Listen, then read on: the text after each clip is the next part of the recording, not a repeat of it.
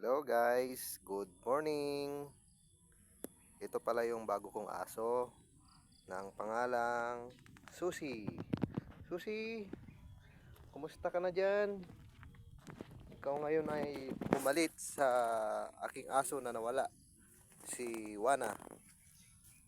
Sana maging katulad ka niya na napakabait.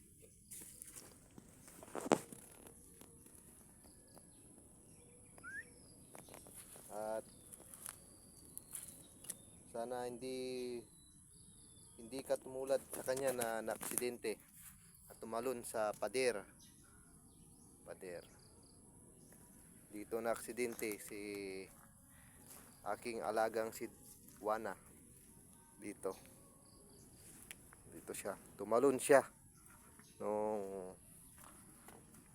gusto niyang humabol sa kanyang amo. Dito siya nabigti hanggang siya ay namatay.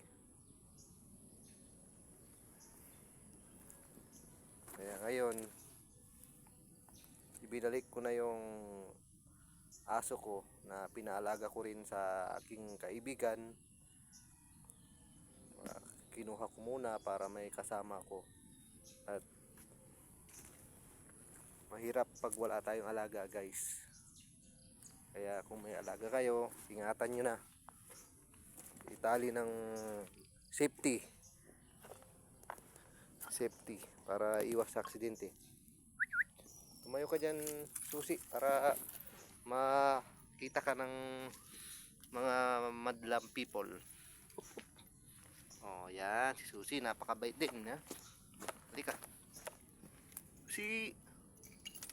Yan.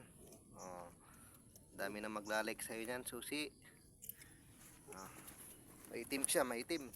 Pero pansin niyo yung paa niya guys, oh, malapad. Ibig sabihin, malaking aso ito. Abangan niyo yung paglaki nito. I-bablog ko pa rin to, yung aso na ito. Hanggang sa muli. Magandang umaga ulit po sa ating lahat.